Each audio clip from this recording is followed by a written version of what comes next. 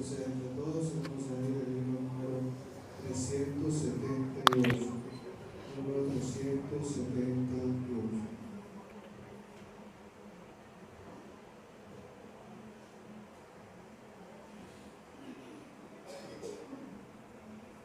El Señor sostiene a los justos.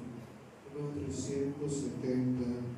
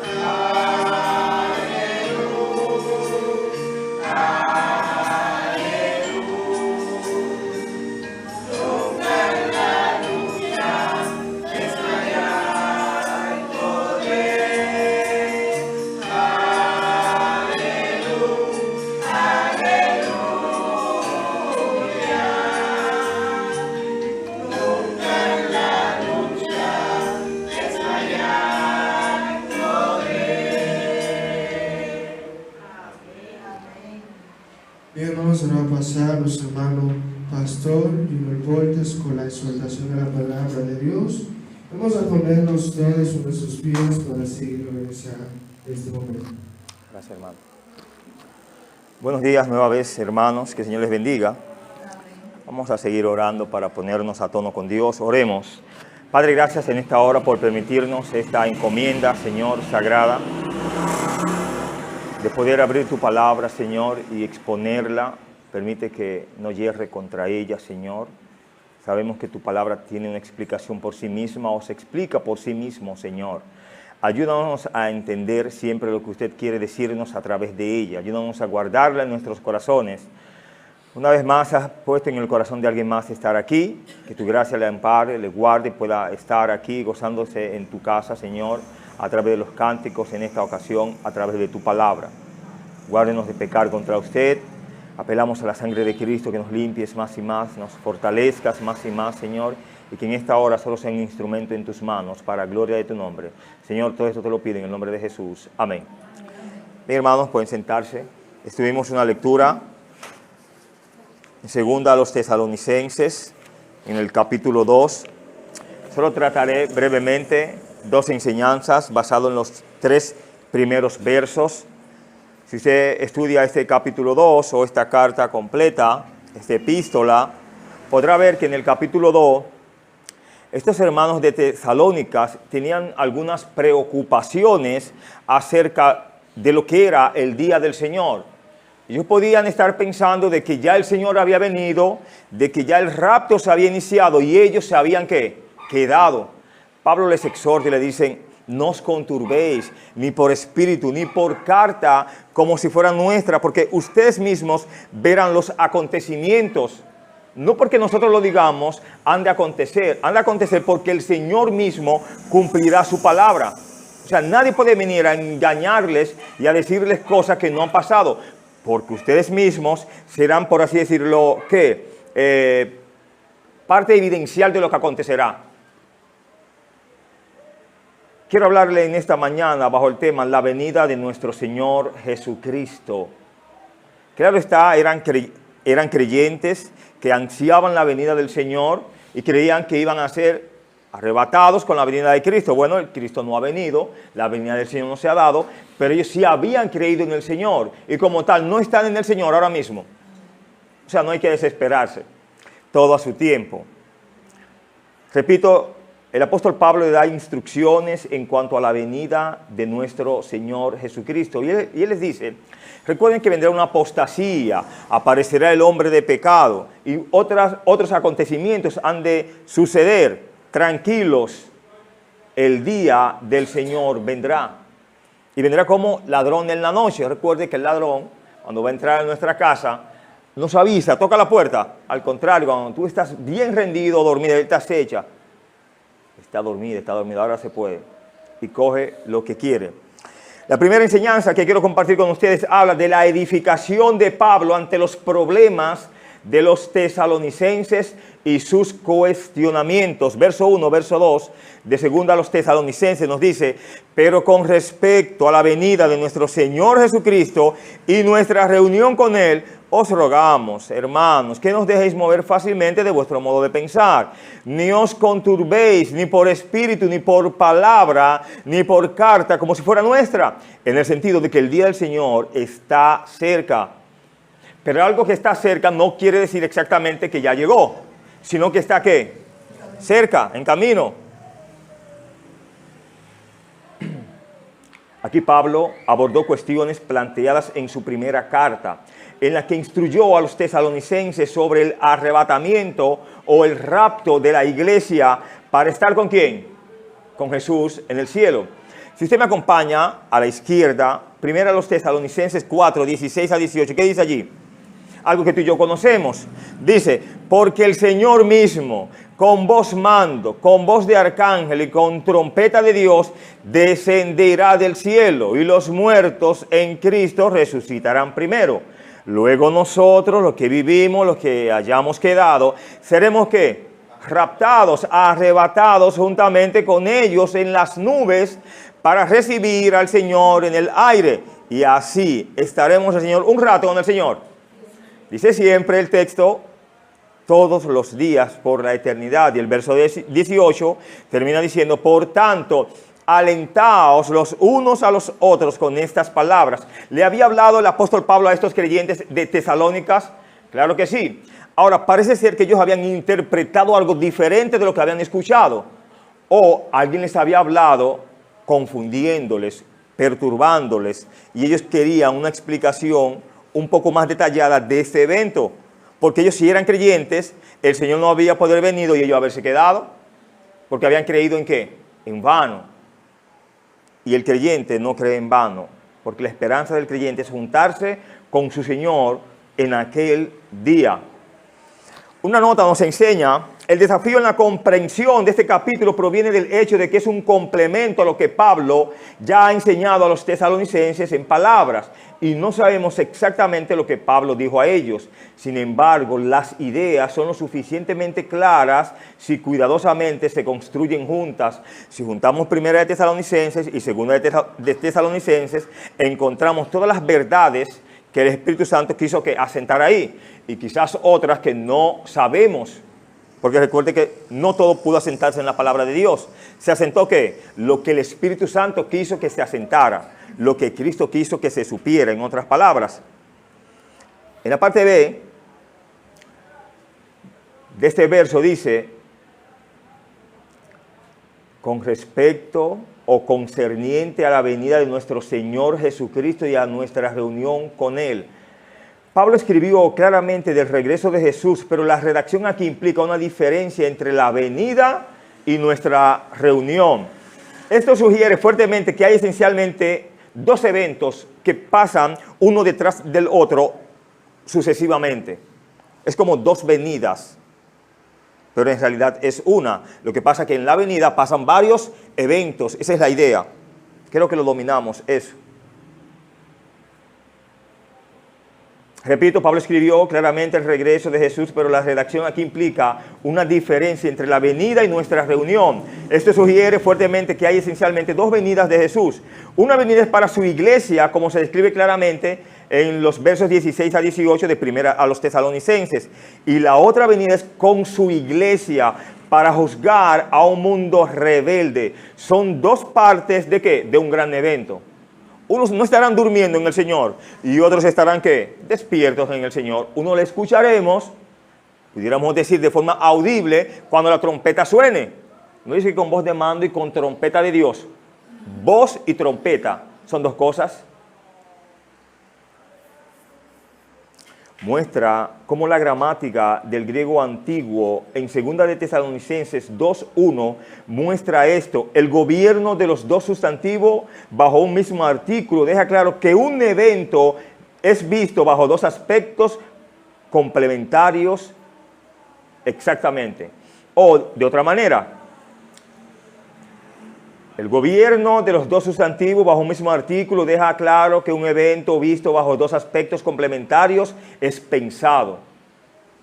Van a acontecer muchas cosas, pero están descritas como en un mismo orden. Lo importante es que el Señor vendrá, hermanos. Estemos de pie o estemos durmiendo. Las diferentes condiciones del mundo se describen en Mateo 24, 37 a 42. Visitamos allí. Mateo 24, 37 a 42. Vamos a ver si nos da una mejor explicación. Mateo 24, 37 a 42.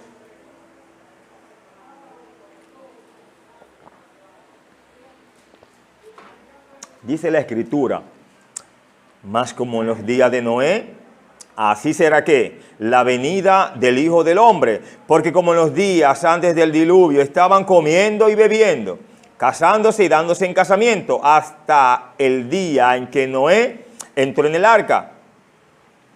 Hasta el verso 37 dijimos, hasta el 42. Y no entendieron hasta que vino el ¿qué? El diluvio y se los llevó a todos. Así también será la venida del Hijo del Hombre. Entonces estarán ¿cuánto? En una casa o en el campo. El uno será tomado y el otro. Dos mujeres estarán moliendo en un molino. La una será tomada y la otra. Velad, pues, porque no sabéis a qué hora ha de venir vuestro Señor. ¿Qué el Señor nos manda ahí? Simple y llanamente. Hay que velar.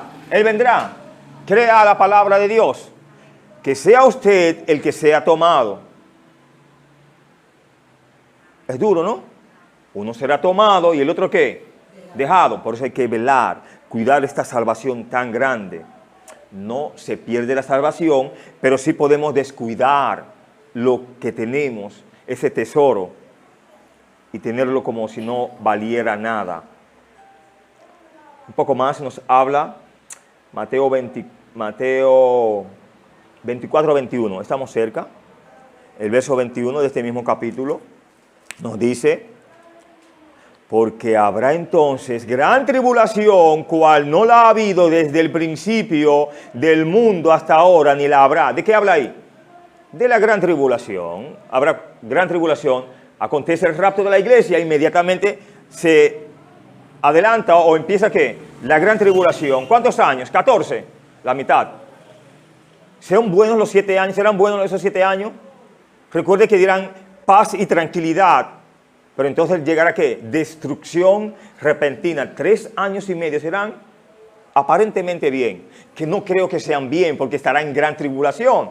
Pero no serán tan mal como los siguientes 3 años y medio. ¿Será fuerte la gran tribulación? Será fuerte. Con decir tribulación ya estamos hablando de cosas malas. Apocalipsis 6, 15 y 16. Vamos a ver qué nos dice la palabra de Dios de una manera más clara. Apocalipsis 6, 15 y 16. Qué bueno que hemos estado, que el Espíritu Santo ha querido que hablemos de esto, de la venida del Señor. Ven, Señor Jesús, como hablábamos ahora. Mateo 6, 15 y 16 dice, Apocalipsis, perdón, gracias.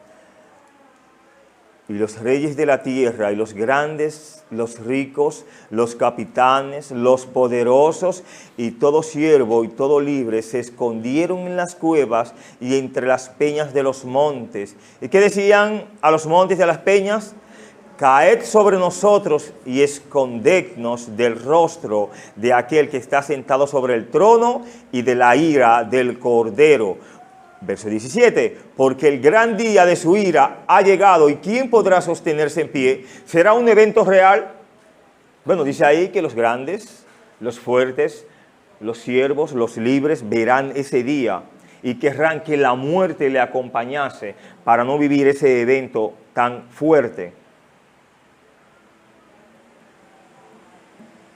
Diferentes formas del regreso de Jesús son descritas tanto en Primera de Tesalonicenses 4, 16 y 17, en Apocalipsis 19, 11, Apocalipsis 14, o mejor dicho, 19, 11, en el verso 14, en el verso 15 y en el verso 21.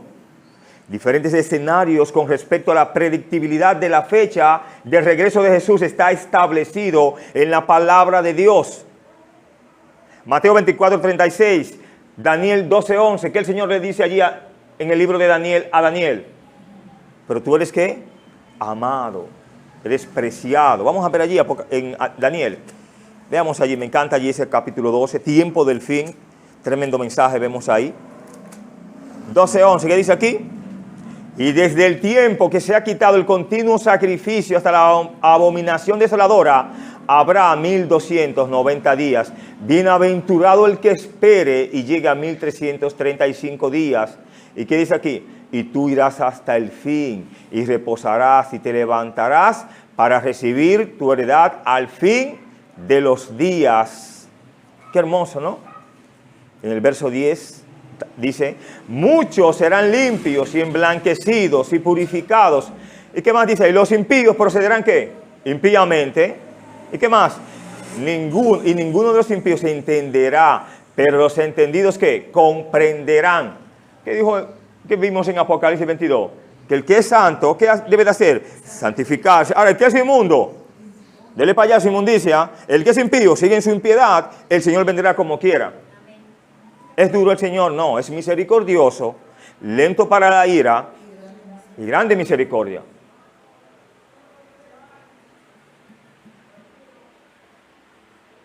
En la parte del verso 2, segunda a los tesalonicenses, habla que no os dejéis mover fácilmente de vuestro modo de pensar, ni os conturbéis.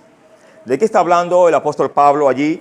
Bueno, aparentemente un malentendido de la enseñanza de Pablo o una incorrecta aplicación de ella haya causado a los tesalonicenses a ser que movidos de su forma de pensar. Quiere decir que ellos pensaban bien, pero en un momento dado sus pensamientos cambiaron, fueron movidos correctamente o incorrectamente. A ser movidos de su modo de pensar y pudieron estar conturbados o perturbados. Aquí Pablo usó una fuerte fraseología hablando de ambas una repentina sacudida, dice, movidos de vuestro modo de pensar, y un estado continuo de malestar, estar como atribulados, conturbados, perturbados. Podemos ver que sus temores, centrados en la idea del día del Señor, les estaba afectando. Ellos creían que ya el Señor había venido. ¿Y ellos qué? Se habían quedado. Pero Pablo está diciendo, pues yo estoy aquí. Yo soy creyente también. ¿Qué pasa? No sean movidos de vuestro modo de pensar. Ustedes han sido ya anteriormente edificados. ¿Por qué ahora estar confundidos?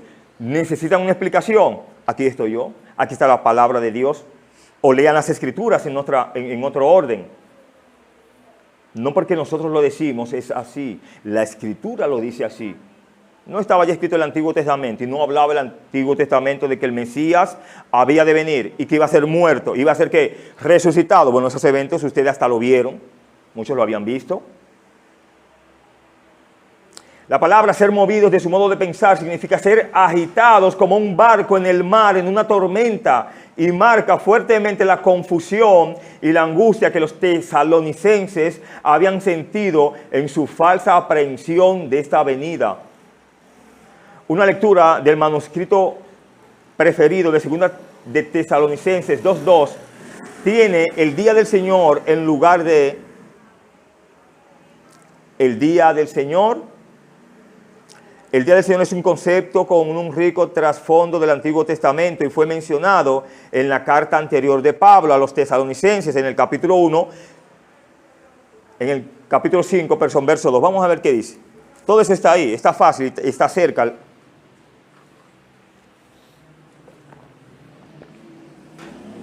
¿Qué dice el verso 2? Lo tomamos desde el verso 1.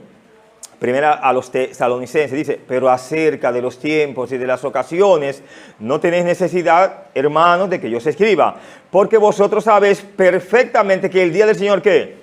Vendrá así como ladrón en la noche. Va a venir. Pasarán ciertos eventos, ustedes lo van a ver. Si ustedes están en tierra, en pie, lo van a ver. No se preocupen. Déjenselo al Señor. Creámosle a Él. Y punto. No es un solo día, pero un periodo asociado con efusión del juicio de Dios y la liberación del pueblo de Dios.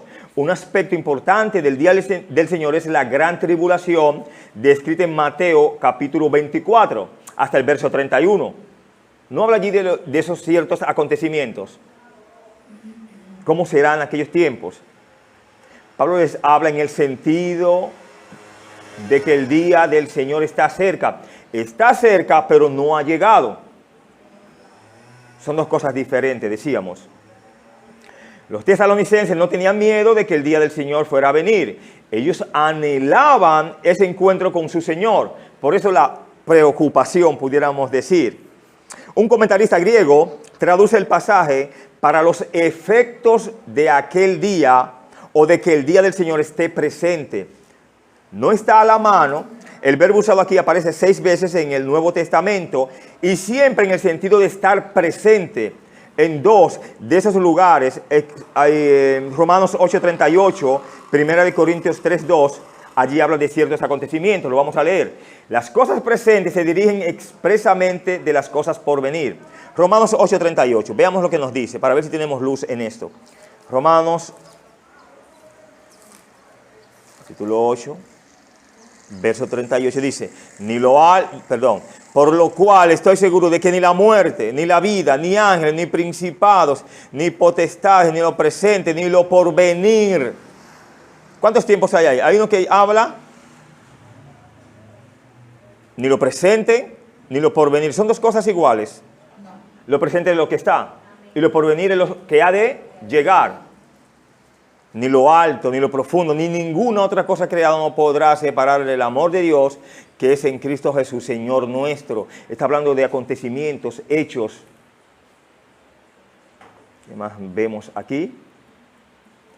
De esto es obvio que el día del Señor no se había completado en estos tesalonicenses. Pablo pasará a demostrar que también aún no había amanecido, porque los tesalonicenses tenían miedo de que ellos estuvieran en la gran tribulación en aquel día del Señor. y temían de que se hubieran perdido del rapto, de ese acontecimiento. Pero Pablo demostrará que no se encuentran en el día del Señor, ya que si así fuera, entonces ciertos signos estarían presentes. Tienen que pasar ciertos acontecimientos para que ese día llegue. ¿Como cuáles? Veremos. De lo contrario, sería en cierto sentido la bienvenida a la gran tribulación como un preludio necesario para la segunda venida. Pero Pablo les había enseñado claramente que iban a escapar del juicio de Dios en esta tierra durante el período conocido como el día del Señor o el día de Cristo, como bien lo dice 1 a los Tesalonicenses 4:18. La parte del verso 2 de 2 de Tesalonicenses habla que no conturbéis ni por qué, ni por espíritu, ni por palabra, ni por carta, como si fuera ¿qué? Nuestra. Nosotros no podremos engañarles, y si les engañamos no va a acontecer. Un engaño acontece. Por lo regular no, cuando nos engañan no acontecen esas falsedades. Hemos quedado engañados. Pero en la palabra de Dios no es así. El Señor lo que promete, ¿qué hace? Lo cumple.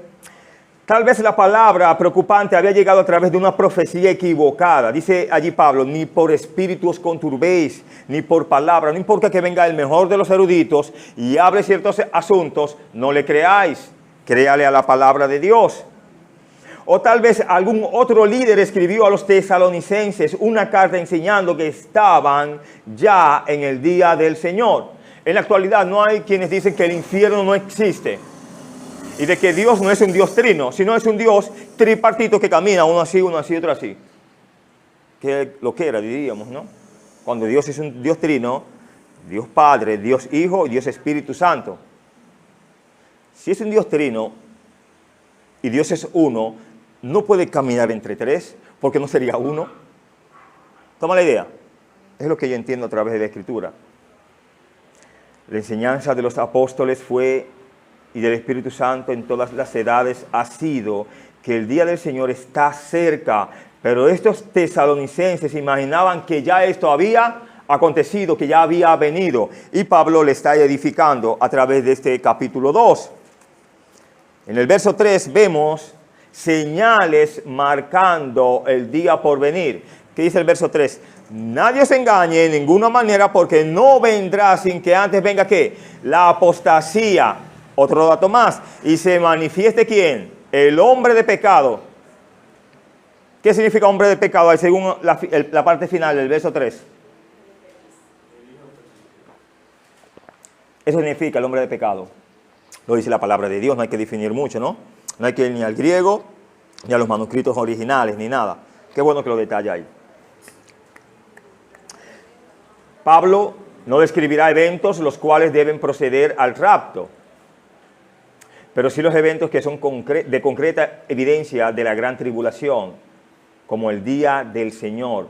En este sentido, uno no puede estar seguro del día del Señor y la gran tribulación hayan llegado, a menos que las señales estén ¿qué? Presentes, y creemos que no están muy lejos. No hay mucha apostasía hoy en día. ¿Cuántas informaciones en las redes? Hoy un evangelio de la prosperidad, muchos se autodenominan profetas, apóstoles y demás.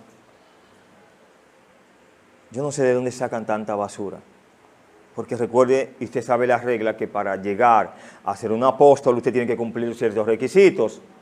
Usted sabe, uno de ellos es saber que vivido en la era de Jesús, ser enseñado por Jesús, haber visto a Jesús que resucitado.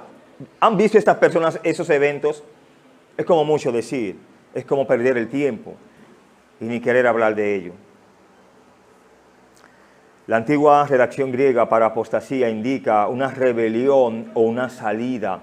Los eruditos bíblicos debaten si se refiere a una apostasía entre los que una vez siguieron a Dios o una rebelión general de todo el mundo. De hecho, Pablo puede tener ambas en mente porque hay pruebas de cada una en los últimos tiempos. Primera de Timoteo 4, 1 a 3. Veamos qué nos dice. Primera de Timoteo 4, 1 a 3, dice, pero el Espíritu dice claramente que en los postreros tiempos algunos apostatarán ¿de qué? De la fe, escuchando a espíritus engañadores y a doctrinas ¿de qué? de demonios, por la hipocresía de mentirosos que, teniendo cauterizada la conciencia, ¿qué harán? Prohibirán hasta casarse. Prohibirán casarse y mandarán abstenerse de alimentos que Dios creó para que con acción de gracias participasen ¿qué? De ellos los creyentes y los que han conocido la verdad. No hay una religión que a sus célibes les prohíbe casarse. No hay religión que les prohíbe a sus feligreses comer ciertas cosas. Entonces yo le digo, cuando usted da gracias al Señor, ¿con qué fin usted le da gracias al Señor? Porque si usted en su conciencia entiende que no puede comer eso, ¿para qué está entonces la acción de gracia, el que el Señor bendiga un alimento?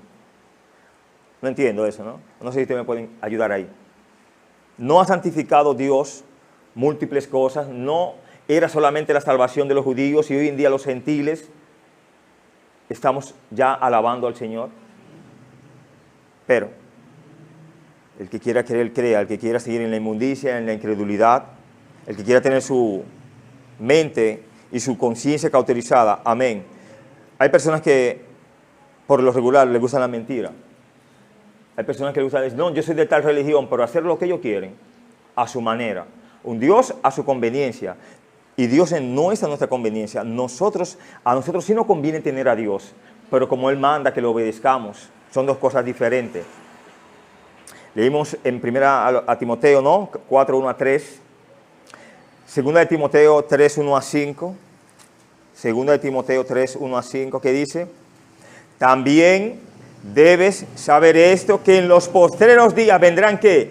Tiempos peligrosos, porque habrá hombres amadores de ¿qué? De sí mismos, ¿qué más?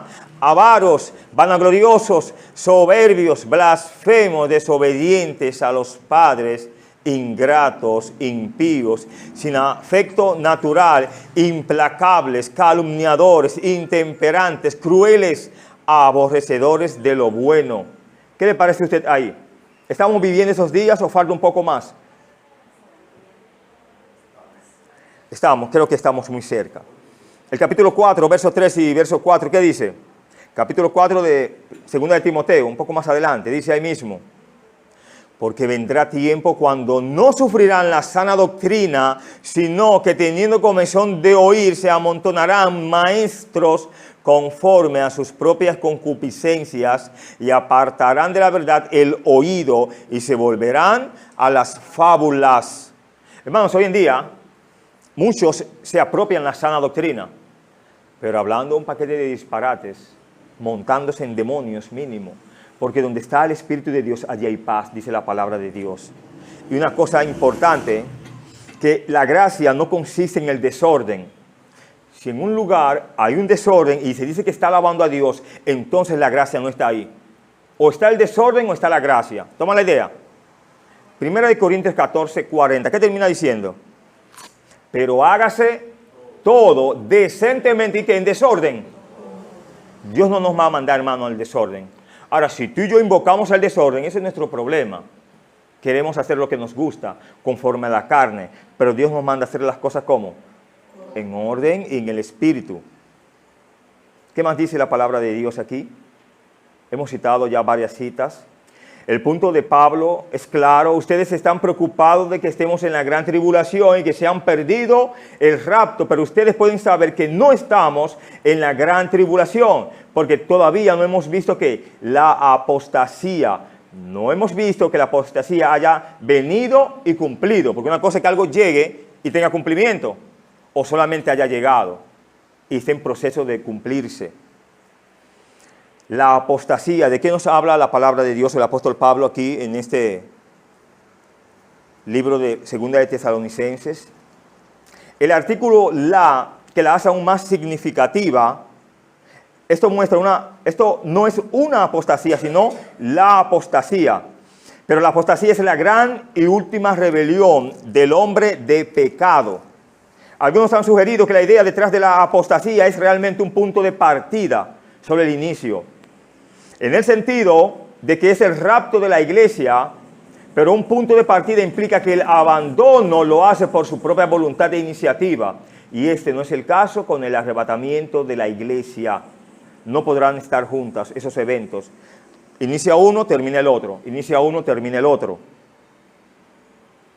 Además, la antigua palabra griega en el Nuevo Testamento, según Hechos 21:21, habla de abandonan, o en la Septuaginta indica siempre algo pecaminoso y negativo.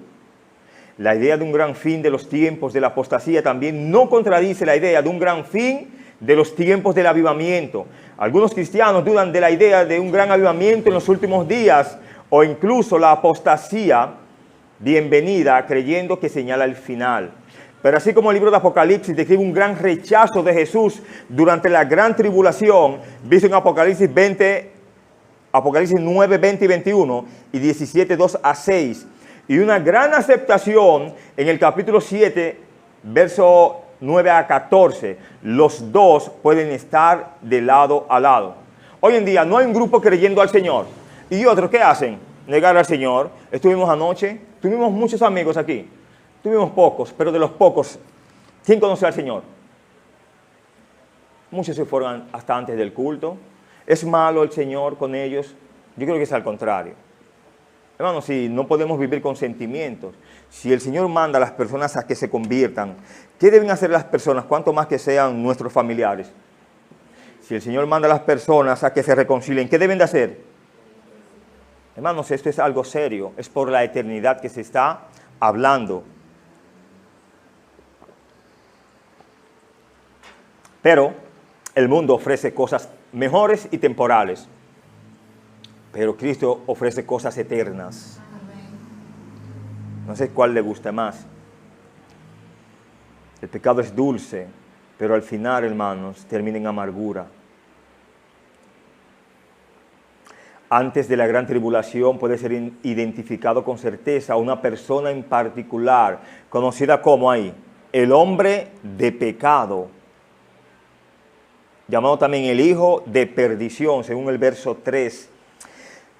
Debe ser revelado este hombre de pecado, según el verso. El punto de Pablo es claro: ustedes están preocupados de que estemos en la gran tribulación,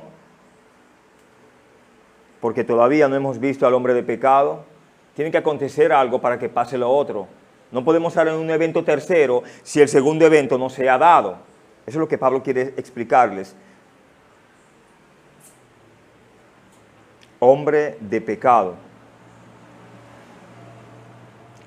La comprensión más tradicional de este hombre de pecado es para decir que él no es un individuo, sino un sistema o un cargo.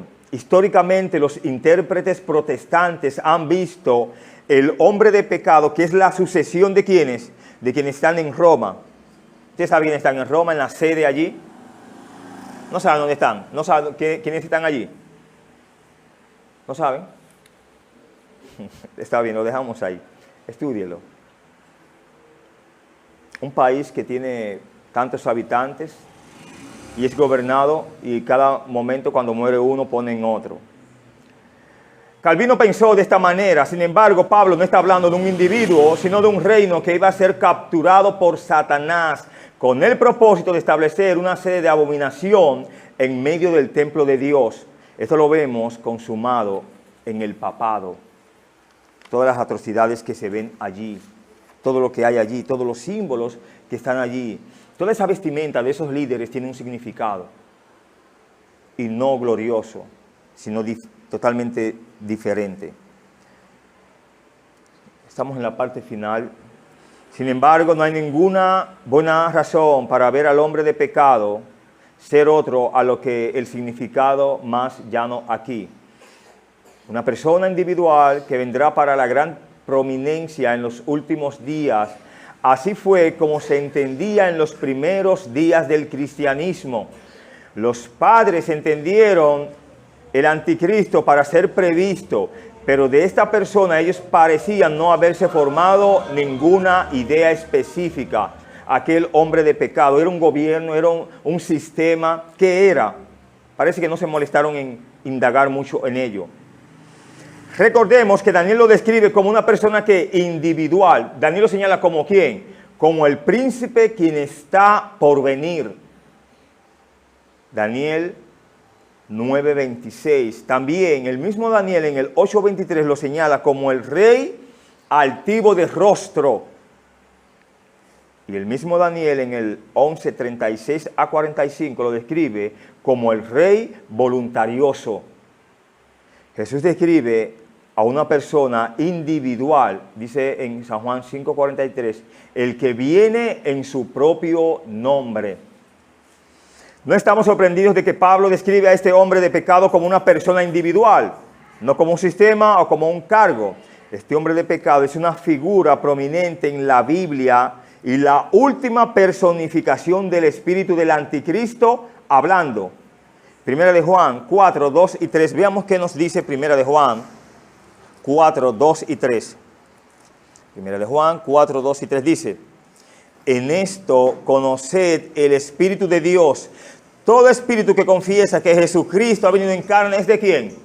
De Dios. Y todo espíritu que no confiesa que Jesucristo ha venido en carne no es de Dios. Y este es el espíritu del anticristo, el cual vosotros habéis oído que viene y que ahora ¿qué? Ya está en el mundo. ¿Qué nos dice el apóstol Juan con esto?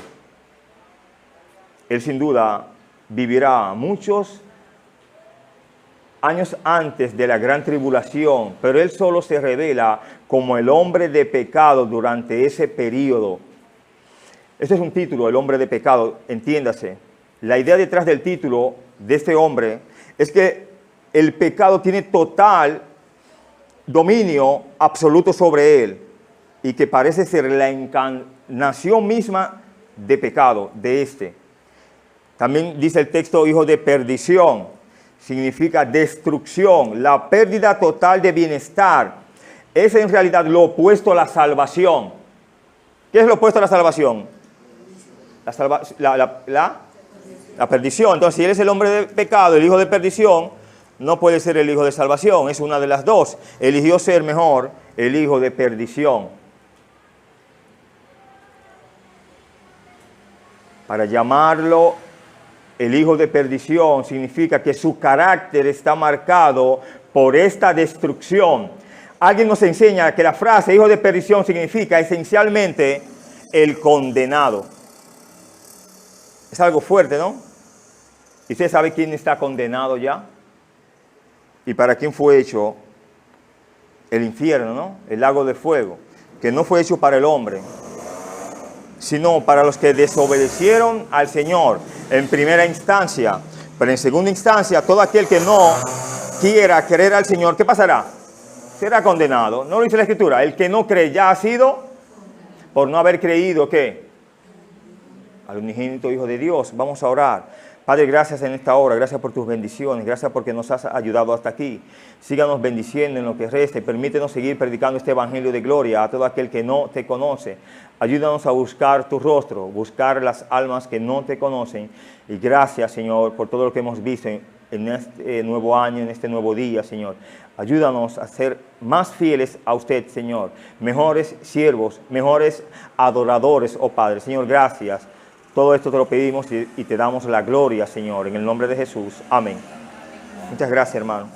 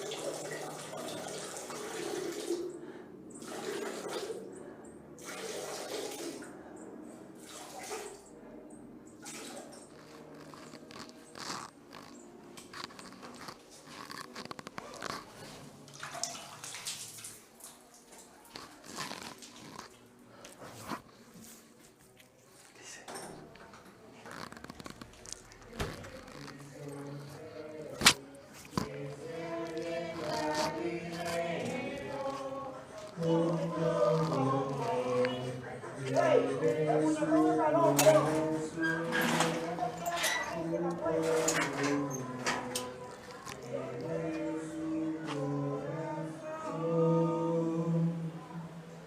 hermano, recordar que tenemos lunes y comienza la primera semana del mes, comienza la primera semana del mes, entonces tenemos semana de oración de lunes a viernes, desde a las 6 de la tarde tenemos semana culto de oración todos los días de lunes a viernes. Sábado a las 4 tenemos la organización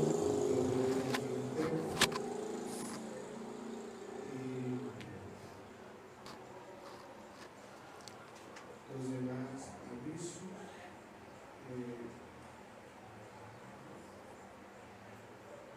El recurso de la semana. Ahora vamos a la vez el resto del mes también.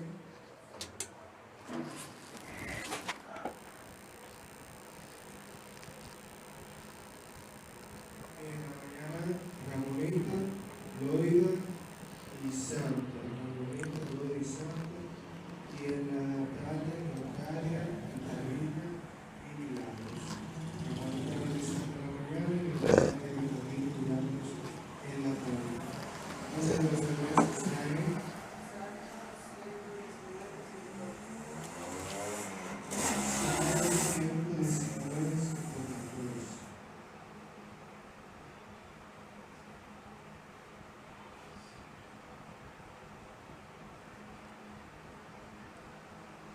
Salmo 119, 119.